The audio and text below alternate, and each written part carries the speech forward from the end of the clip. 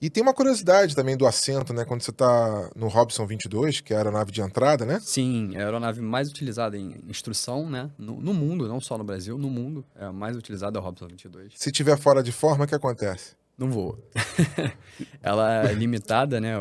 O assento do Robson 22 é limitado a 109 quilos por assento. E aí, se o cara for muito pesado, infelizmente não tem como voar. Fica E o que tem a gente fala fora do envelope, né? Fora do envelope. Mas o assento tem um dispositivo ali que já identifica o peso? Não tem, não tem. Isso aí, antes do voo, você sobe na balança, se Ah, pesa, E aí a gente faz uma ficha chamada ficha de peso e balanceamento, né? Que aí vai colocar o peso dos ocupantes, no caso do Robson 22, o aluno e o instrutor. Se houver bagagem, né? O peso de uma bagagem, o peso que for, uma mochila, o que tiver, e mais o combustível, e a gente faz os cálculos para ver se está dentro do peso máximo de decolagem do helicóptero. Caramba, bem... Ou seja, tem que ser se bem o instrutor certinho. pesar 50 quilos e o aluno pesar 109, vai voar? Vai voar, não tem problema. Vai meio tortinho? Quer dizer, vai ter que botar no gráfico de peso e balanceamento para ver se ele não vai sair do CG lateral dele. O helicóptero, como é muito estreito, principalmente o 22, é difícil que ele saia do CG A lateral. massa fica muito concentrada. É muito difícil que ele saia do CG lateral, mas se você pegar um helicóptero muito, muito grande, muito largo, você pode ter essa possibilidade. Se você tiver muito peso de um lado e pouco peso do outro, ele vai voar torto, ele vai sair do CG lateral. A gente tem um gráfico que diz pra gente qual é o máximo que eu posso ter teoricamente, desse desbalanceamento de peso. A gente ainda tem a maior frota de helicóptero do mundo? Acho que era São Paulo, né? São Paulo. Se eu não me engano, ainda é. Caramba. Ainda é a cidade com a maior frota de Mas por helicóptero do que mundo. rola isso? Logo no Brasil, não é tipo Nova York? Mas acho que Tóquio também tem uma frota grande, né? Japão. Tóquio, Nova York também. Eu não sei ao certo se São Paulo ainda é, mas eu sei que há uns anos atrás foi o maior número de helicópteros do mundo, a cidade com o maior número de helicópteros do mundo era São Paulo. Porque se for pegar os Estados Unidos, tem muita aeronave, mas é meio que espalhado, né? É espalhado pelo território todo. Mas aqui no Brasil, São Paulo e Rio, né? São Paulo principalmente, né? Porque São Paulo você tem um trânsito muito ruim, né? E as coisas são bem longe, né? Uma da outra, né? Por ser uma cidade muito grande, muito maior que o Rio de Janeiro. E acaba que, assim, grandes empresários estão lá em São Paulo, a galera com poder aquisitivo para ter aeronave está em São Paulo, e tem muito heliponto em São Paulo. Você pega ali na Faria Lima, os prédios, um do lado do outro, cada prédio tem um heliponto. Né? Custa muito um helicóptero? Se eu quiser ter um mais básico. Cara, hoje em dia... Modelo popular. O mais barato, assim, para 4 lugares, o piloto mais 3, você vai pagar ele zero. Vamos fazer uma feirinha aqui agora. Falando em reais... Robson 22, 0 km, 4 passageiros. O 22 não tem mais zero, ele saiu de linha. Tá, e qual é o próximo agora? Aí seria o 44. Quanto custa ele vai te custar aí em torno de uns 800 e poucos mil dólares. Dólares? Dólares? Sério? Caramba. Pô, 5 vezes 8... 4 milhões. 5 milhões de reais praticamente. Pau. Um Robson 44. Com frete, com tudo, dá quase 5. Quase 5 milhões. Caramba, nos Estados Unidos, né? Pô, já não me nos Estados Unidos. A fábrica dele, né? Eu tive lá, na Califórnia. Fica em Torrance. Maneiro, né? Eu tive lá fazendo um curso de emergência lá, né, em 2013, bacana. Conheci a fábrica, bem legal. Qual é o próximo da escala aí?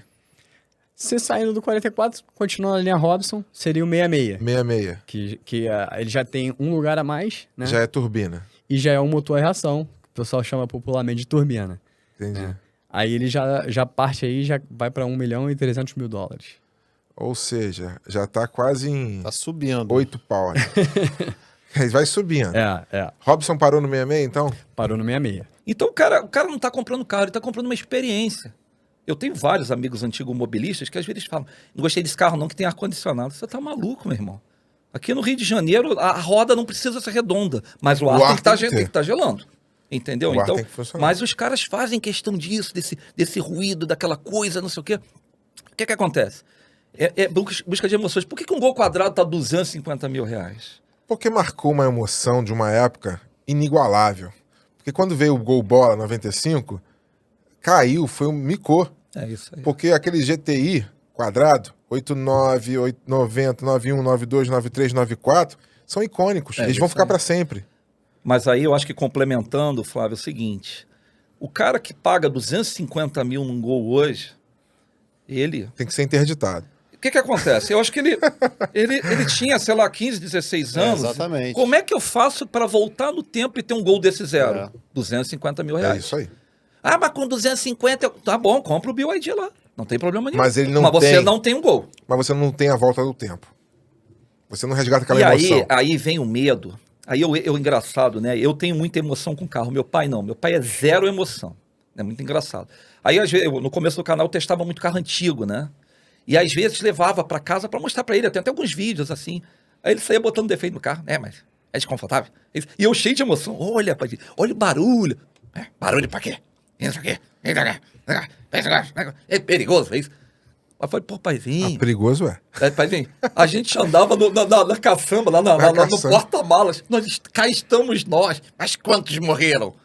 Ele tá certo. Ele vê pelo filme de terror. Ele tá certo. Tem gente que é sadomasoquista, né? Gosta assim, porra, aquele carro vai me dar uma dor de cabeça. Mas eu sou tão Mas a gente apaixonado. brinca, mas... Não, mas eu vou dizer, existe uma frase que é da Land Rover, mas serve pra todas, né? Não há nada mais caro do que um Land Rover barato. Aliás, essa frase Isso aí, né? é utilizada em vários restos de rico. Não, cara, Ai, realmente, você pega um Discovery desse, o carro tem 2 chassis, o carro 2,5 toneladas. O motor isso, o motor aquilo, tem que trocar... A questão de descarroçar, né? Porque... Eu ia te perguntar isso Não, agora. descarroçar, cara, mas o mecânico... Veja bem, se você pegar o mecânico Land Rover, eu tô falando necessariamente aqui a concessionária, não, mas tem aqui no Rio de Janeiro e São Paulo, tem lugares... normalmente é sempre assim, né? O cara é ex-mecânico da concessionária, ele monta uma oficina, porque vê uma demanda reprimida, Tem ali ele fala... oficina especializada, né? O cara desse, ele descarroça um Discovery... Você sabe o que acontece? Ah, Descarroçar um Discovery... Leva um tempinho. Não, mas ele sabe, não vai sobrar parafuso, sempre. Entendeu? Mas é como você já viu o cara mexer no teu ar-condicionado? Qualquer carro. Do carro? É. Te monta o painel, é um filme de Pelo terror. amor de Deus, Você olha o se painel tu vê assim e fala, aquilo, nunca mais isso vai pro lugar. Não vai. É. Agora, tu imagina o cara descarroçar teu carro, uma Land Rover.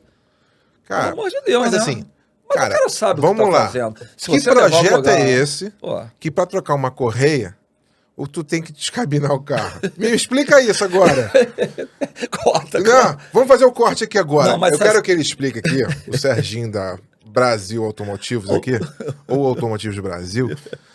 Quero ver ele me explicar como é que um projeto inglês de ponta, com mais de 70 anos, né, a montadora, foi a Segunda Guerra, né? Era Rover, aí virou Land Rover, aquela história toda. sim. Como é que um projeto, vou trocar uma correia, tudo bem, ela troca com 120 mil quilômetros, aquela história toda que a gente sabe, mas a correia de borracha, né, ali um negócio que seria simples no outro carro, numa manhã troca, ele tem que descabinar o carro. Explica aí, defende aí. Já que você falou defende, aí eu me inspiro, né? Não, eu acho o seguinte, o cara aproveita para descabinar o carro e ver pontos de corrosão. Então, na realidade, você tá tendencioso. A vida é muito mais do que uma correia dentada. Você entendeu? Então, você aproveita que tá descabinado e dá uma geral no carro. E aí você solta quantos mil componentes para poder chegar lá? Aí- Um diferencial hoje, quando a gente pensa num universo digital, é você dar atenção para o cliente. Então, às vezes, a experiência do cliente não precisa ser, quando você pensa assim, numa ação que custou milhares de reais, né? Ai, a marca, nossa, investiu milhares, milhões de reais para proporcionar aquilo para o cliente. Não, às vezes você não precisa investir tanto. Às vezes você faz uma troca humanizada com o seu cliente e aquilo já vale muita coisa. Porque a gente a gente vive uma esfera tão digitalizada, está tudo tão dentro dos aparelhos, que a gente está esquecendo da troca. Muitas vezes a gente não lembra que, cara, isso aqui é tão mais rápido, às vezes é tão mais fácil. Então vamos botar aqui, vamos humanizar isso mais, porque faz muita diferença. Por exemplo, quando você fala em experiência do cliente, você pensa numa marca que já faz isso há muito tempo, é a Disney, né, gente? Sim. Sim.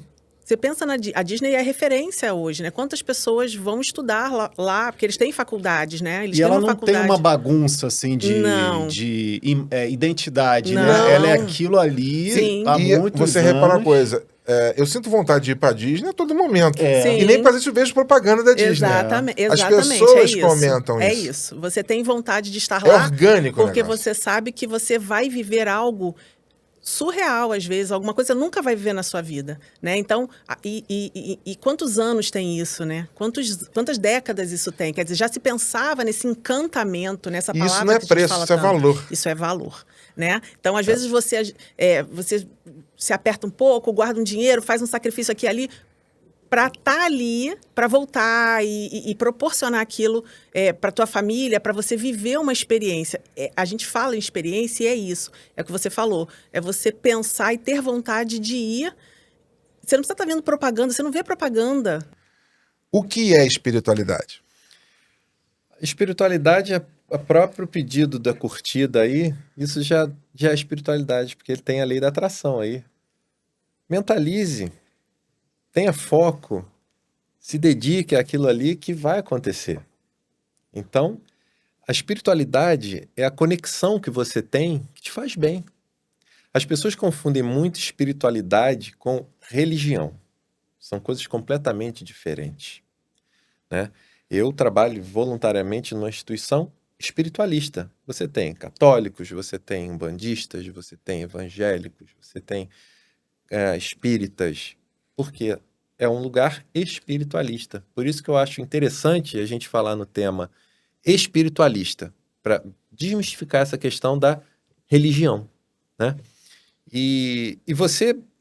existem alguns... É claro, gente, que a gente vai falar aqui, as pessoas precisam crer, né, nisso. Nem todos vão crer, e obviamente isso está aberto a todos, cada um vai ter a sua crença, a sua fé. O importante é você ter fé, que aquilo ali vai acontecer. Se quem vai lhe proporcionar aquilo é Deus, ou é um santo, ou é alguma entidade, isso não vem ao caso. Tenha fé, porque nós temos que viver o presente. Nós temos que ser felizes. Nós viemos a esse mundo para sermos felizes. A espiritualidade, ela normalmente, ela surge com mais empenho justamente numa idade um pouco mais... onde se acumula mais maturidade, né? Então, esse é o motivo de a gente estar falando de espiritualidade. Por que as pessoas associam a religião? Sempre aquela pessoa idosa, é a velhinha, é a avó que vai na igreja, é a avó que leva o neto. Por que nós, homens aqui de meia idade, não podemos proporcionar isso aos nossos filhos? Um contato maior com a espiritualidade. E tratar desse lado. Não só obrigá-los ali, você tem que estudar, você tem que fazer uma boa faculdade, você tem que prosperar, você tem que conquistar. E aí você já entra no tema do materialismo, que nós somos aqui compelidos a acumular coisas. Você associa a pessoa bem-sucedida àquela que possui uma grande quantidade de bens materiais, que é um erro absurdo. E aí o despertar, quando isso acontece, você vê que os bens são importantes. A matéria é importante. Ninguém vive sem a matéria. Absolutamente ninguém. E não há problema nenhum em você correr atrás, você ter a sua ambição, você ter bens. A grande questão é você colocar a matéria acima de qualquer coisa. O materialista, ele dá valor à matéria acima de qualquer coisa. Você bate com o carro, então você encosta alguém numa moto, você sai do carro, você vai olhar o seu carro. O cara tá lá estirado, mas você não vai lá socorrer ele. Automaticamente o ser humano é assim. Você vai olhar o seu carro. Hoje em dia todo mundo tá filmando, né? As coisas acontecem, você gasta energia se filmando ao invés de pedir socorro. Ao invés de pedir socorro. Então, é esse despertar. Fazer o bem sem olhar a quem. O problema é o exagero, né? Porque geralmente metade do prato é arroz, farofa e batata. Aí é uma porção muito grande. Mas se você quiser comer arroz, farofa e batata e uma porção menor, ali um quarto, digamos, do prato, aí seria uma escolha melhor, entendeu? E aqueles pratos de pedreiro? O cara bota macarrão com arroz, com só farofa. amarelo, né? Prato é só amarelo. Prato amarelo. Sessão de carboidrato. É. Não, ele coloca arroz, feijão, macarrão, farofa Arroz, e 15 mais linguiças arroz. de frango em Cara, cima eu não do sei prato. como que essa galera consegue ter energia ainda depois pra Pra conseguir trabalhar. trabalhar. Vocês Mas dão aquela conta? comida ainda é melhor do que o industrializado, né? Eu acho que a gente É, entrou num sim. patamar aí de vida acelerada e a gente entrou muito nos industrializados. É bolo industrializado, biscoito, Ultraprocessado. lasanha, ultraprocessada, exatamente. Então, assim, a galera que come muito, ela come muita comida. Então, é o básico. É o arroz, é o feijão, é o bife. Então, assim, ela ainda tem uma alimentação melhor do que muitas crianças, por exemplo. Aqui são o adesivozinho da Fuca. Aí, Vamos ó. colar aqui no nosso estúdio e também no carro, né? Contrário. Então, a receitinha, porque como eu sou nutricionista, né, no meu Instagram eu faço muitas receitinhas, porque assim, meu lema tem que ser saudável, gostoso, porque se não for gostoso ninguém come, e tem que ser prático, né, que hoje em dia a gente quer fazer tudo rapidinho na cozinha Aham. e comer. Eu vou Então, abrir essa é aqui. uma O Pim já tá dessas nada aí, receitas. Pim, esse aqui. Esse aqui eu vou deixar aqui assim, né? Aí, ó. Essa é uma dessas receitas, que ela é bem O prática. cheiro é bom, hein? Eu chamo ele de palitinho de queijo. Então, a receita Explicar. é uma xícara de tapioca, farinha de tapioca, uma xícara de queijo parmesão ralado, meia colher de chá de sal e um ovo. Você coloca tudo numa vasilhazinha, mexe, vai ficar uma textura um pouco difícil de mexer, mas com o bracinho a gente consegue. Coloca no refratário, de preferência antiaderente, né? Um silicone, ou então unta um pouquinho. E coloca no forno. 30 minutinhos no forno, a 180 graus, tá pronto. E depois só cortar. Caramba. Agora, a operação padrão lá do Goa, quantos tripulantes e pilotos tem na aeronave? Normalmente nas operações? Vamos lá, depende da operação, né? Se você for falar numa operação aeromédica clássica, né, a gente trabalha com um médico, um técnico de enfermagem, um enfermeiro e um piloto. Então, basicamente 4 componentes. Pensando num salvamento no mar, por exemplo, eu acho que as pessoas já tiveram a oportunidade de ver o helicóptero vermelho nas praias cariocas. Aí já trabalha com um piloto, um copiloto, basicamente 3 bombeiros. Vamos colocar 2 guarda-vidas, né, e um responsável pelo fiel da aeronave, que normalmente é um especialista em altura. Se formos pensar nos resgates em altura e locais de difícil acesso, a coisa inverte um pouquinho. Então, são 2 responsáveis por resgate em altura e um fiel, e o piloto e um copiloto. Então, basicamente, tem essas 3 vertentes, mas isso pode ser mesclado. Vou dar um exemplo. Em situações que há necessidade de levar um profissional de saúde nessa guarnição, as guarnições podem se tornar mistas. Então, a versatilidade do nosso grupamento vai de encontro com a versatilidade da aeronave. Como que é feito assim? A central vê ali a situação, aciona o grupamento aéreo. O grupamento aéreo vai resgatar a vítima. E como que funciona essa parte de levar para e o grupamento levaria para um hospital mais próximo, né? A ideia volto a falar, o grupamento local, né? Faz um pronto atendimento ali, né? O quartel local do evento, mais próximo da situação, é que ele vai julgar se vai ter que ter um apoio aéreo. Ele entra em contato com uma central de regulação, que é uma central que tem ali no centro da cidade do Rio de Janeiro, que é o comando e controle de toda a cidade, obviamente todo o estado, e aí ele entra em contato com o nosso grupamento. Nosso grupamento decola da Lagoa, vai até onde está acontecendo a demanda, e a ideia é que, se tiver que remover a vítima, vai remover a vítima para um hospital mais adequado para aquele tipo de problema, né? Por isso a grande demanda das cidades mais do interior, que dependendo da situação do acidentado, o hospital do interior não tem capacidade de absorção desse paciente, seja por recurso humano, seja por recurso tecnológico, ou falta de, né? Então a aeronave ela diminui o tempo-resposta, isso favorece o quê? A sobrevida daquela vítima. Então, quando a gente chega em um local, numa cidade pequena, a tendência é a gente pousar em qualquer local, né? Pousa num campo de futebol, pousa numa estrada, num local de difícil acesso, absorve essa demanda e tenta levar ela para um hospital mais adequado possível para aquela situação. Geralmente, esses hospitais versam mais próximo daqui do centro da cidade. Então, temos hospitais da cidade do Rio de Janeiro e temos o hospital de referência de trauma, que é o Hospital de São Gonçalo, que é o hospital mais preparado para situações de trauma de todo o estado. E ele tem uma vantagem, ele tem um heliponto. Mas, sobretudo, a praia ainda é um grande filão do Corpo de Bombeiros. Tem algumas épocas, assim, que... Tipo assim, épocas e dias também, né? Porque Tem. eu imagino que ali, caramba, deve você decolar, pousar... imagina que Como é que... o feriado muita tem mais coisa, gente né? na praia. Existem variações. Vamos dizer, os feriados, obviamente, né, são os campeões aí de ocorrências.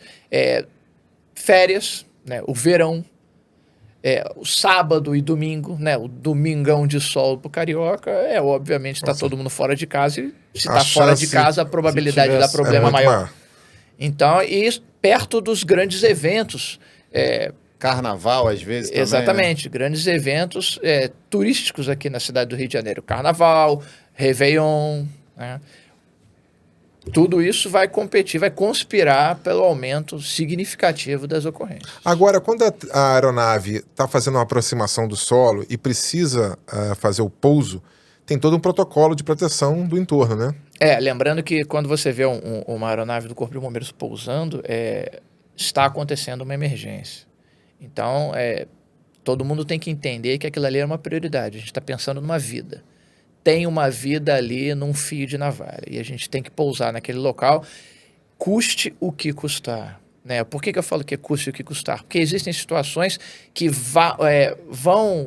vai trazer algum tipo de inconveniente. Por exemplo, você está na sua praia com a sua barraca de praia, né, areia, e vai ter um tumulto, vão ter pessoas querendo ver aquilo ali, as crianças ficam alvoroçadas, os cachorros ficam alvoroçados, é muito vento, tudo é um transtorno para quem está ali curtindo o seu sol, uma prainha tranquilo da vida. Então, isso infelizmente acontece, mas é a mesma coisa no trânsito. Você está no trânsito estressado, num engarrafamento, você está vendo a ambulância do Corpo de Bombeiros piar, né, atrás de você, porque ela quer passar. Agora você tem que pensar que aquela sirene ali não é para você. Aquela sirene ali é para quê? É para a vítima que está no chão, sangrando, começar a entender que o Corpo de Bombeiros está vindo me socorrer. E como funciona a cabeça de uma pessoa que não acredita em Deus e é ateu? Um pouco limitada nesse conceito. Quando falamos de ateísmo no que diz respeito à falta de crença. É muito mais, para mim, é muito mais claro dizer que o ateu, na verdade, é um antideus. Porque para você negar alguma coisa, precisa ter algum conceito sobre aquilo.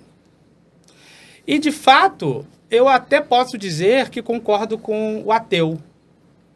Ou seja, o ateu discorda dessa definição de deidade, dessa definição de divindade.